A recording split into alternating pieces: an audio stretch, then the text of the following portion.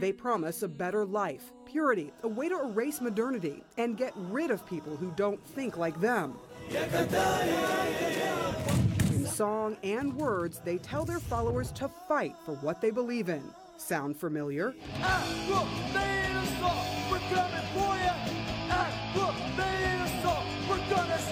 Are there similarities between, for example, white supremacist groups here in the United States and ISIS? In a lot of ways, they're almost identical. Bob Baer should know. He spent decades as a CIA operative in the Middle East.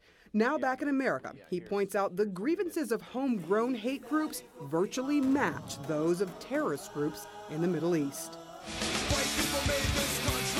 I think at the bottom of this, there's a feeling of both for the ISIS and white supremacists, a feeling of injustice, whether it was from the South or a marginalized, white people, and they think that they've been robbed of something. You look at the Sunnis, ISIS, those people think they were robbed with the invasion of Iraq, and they are trying to reimpose justice. Dylan Roof is a case in point. A website registered in his name features a manifesto that blasts modern America and blames black people and other minorities for its current state. I hate the sight of the American flag. Modern American patriotism is an absolute joke. And goes on to say, I have no choice. I am not in the position to, alone, go into the ghetto and fight.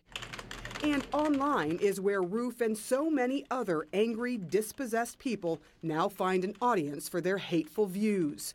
Whether it's ISIS or American domestic extremists, are looking for young people, generally in their 20s, socially isolated, who either have a little bit of familiarity with the ideology or are unstable, frustrated, and angry and would be susceptible to it. The main difference? ISIS is actually more sophisticated in its messaging, using slick videos. White supremacists, not so much.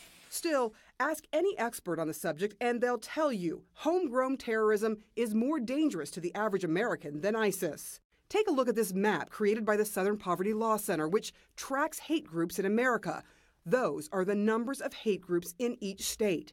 And former CIA operative Baer says predicting their members' behavior is far more difficult than that of ISIS recruits. Frankly, I'm more worried about domestic terrorism because the fact is most of them are fairly benign.